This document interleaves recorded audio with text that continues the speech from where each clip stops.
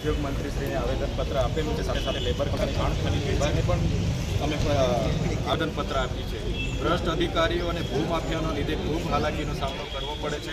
આ વિસ્તારમાં schedule area છે, 70 ની જમીનો પર બહારના લોકોએ ગેરકાયદેસર રીતે નેશનલ ગ્રીન ટ્રિબ્યુનલની પરવાનગી વગર, એન્વાયરમેન્ટ ક્લિયરન્સની સર્ટી વગર બારોબર આવીને જ્યાં પરવાનગી હોય એના કરતાં પણ દૂર ગોચરો, જંગલો અને પડતર જમીનો પર ખોદકામ કરીને ખૂબ કૌભાંડ કરેલું છે। એની તપાસ કરવામાં આવે અને આ જે ગેરકાયદેસર રેતીની લીજો હોય, સિલિકા પ્લાન્ટ હોય અને રેતીના ઢગલાઓ છે એ બધું બંધ કરવામાં આવે એવી અમારી માગણી છે, જેનાથી સામાન્ય લોકોને ખૂબ હાલાકીનો સામનો કરવો પડે છે।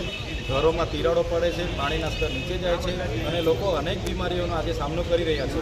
આજે પાણી સિલિકાઓમાંથી બહાર નીકળે છે, ઢોર ડાકર પીને મરી રહ્યા છે, ત્યારે અમે હવે ચલાવવાના નથી। સાથે સાથે અમે લેબર કમિશનર અને કલેક્ટર સાહેબને બીજા મુદ્દામાં એવી રજૂઆત કરી છે કે એશિયાની આટલી મોટી જીઆઈડીસી હોવા છતાં અમારા લોકોને એમાં જમી છે, 73 એની જમીનો છીનવી લેવામાં આવી છે અને સ્થાનિક યુવાનોને રોજગારી આપવામાં નથી આવતી। બહારના લોકો આવે છે, એમને સારા પોસ્ટ પર પરમેનન્ટ કરી દેવામાં આવે છે અને લોકલ લોકોને અહીંયા શોષણ થાય છે। ત્યારે ઔદ્યોગિક નીતિ પ્રમાણેનો રેશિયો જળવાય અને સ્થાનિક યુવાનોને રોજગાર મળે અમારા પ્રયાસો છે।